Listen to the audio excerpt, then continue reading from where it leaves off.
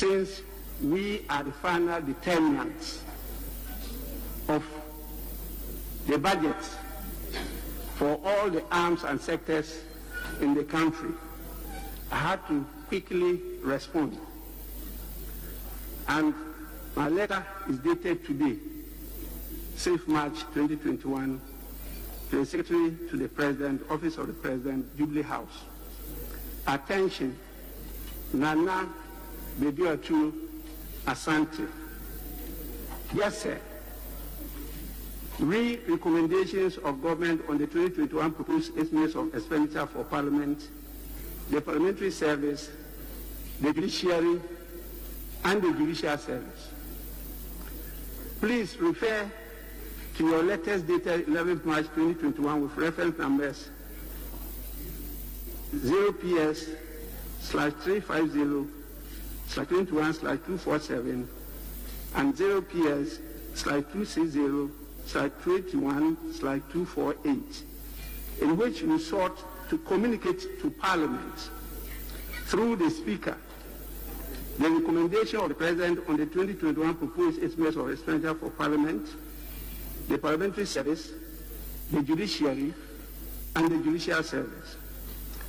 Respectfully, as Speaker of Parliament, I am unable to accept the letters and communicate same to the Honorable House, as the wording and import of your letters do not communicate a recommendation as stipulated by Articles 127 and 179 of the 1999 Constitution and Section 15A of the Parliamentary Service Act 1993 at 460, but an imperative to Parliament to keep within the expenditure estimates which have been set by government.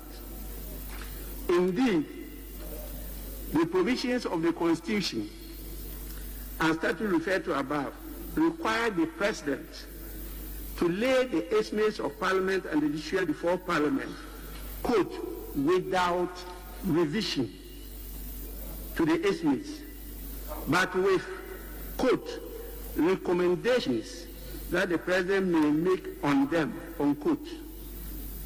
I note, however, that in the budget statement and the expenditure estimates laid on Friday, the 12th of March 2021, the, quote, recommendation of the President were laid instead of the original estimate that was submitted by Parliament and the Judiciary.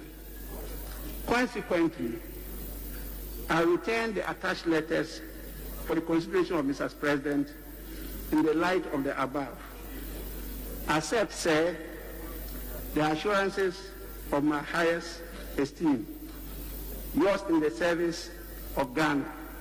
Signed, Right Honorable Alban Sumana, Kingsford, Bagbin, Speaker of Parliament.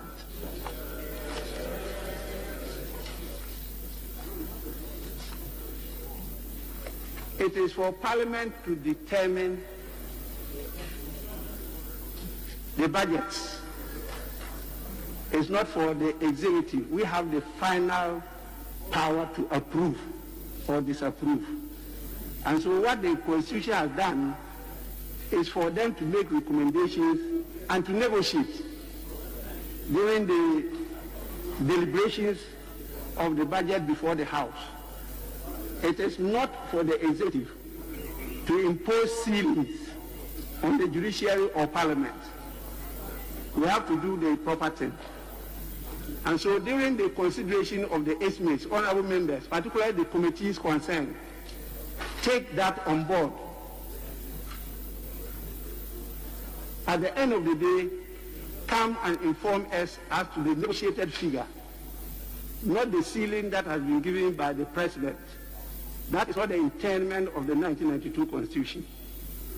If you do otherwise, I, as your Speaker, will not append any letter or submission to the President for his assent. I mean what I say. The weakest link in our democracy is Parliament.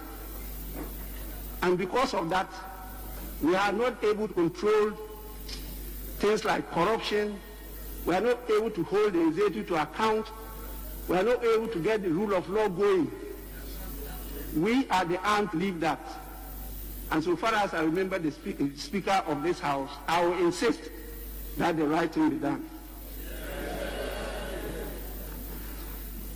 Honorable members, there is a second communication from the President, dated 16th March 2021. It says, Mr. Speaker, absence from Ghana.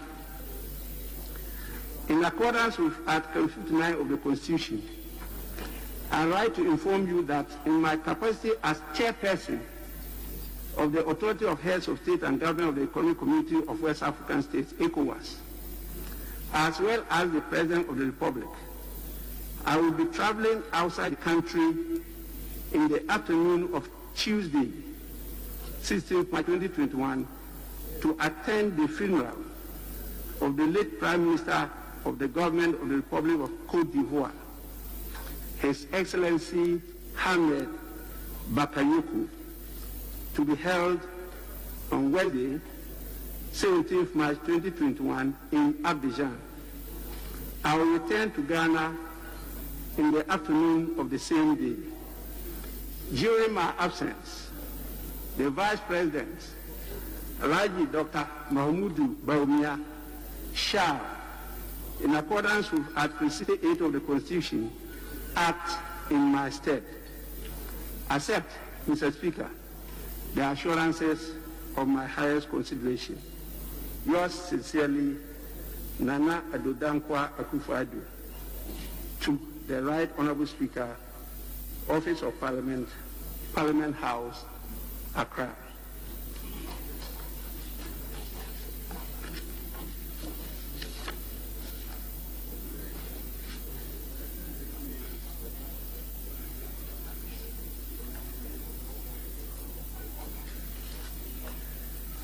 We now move to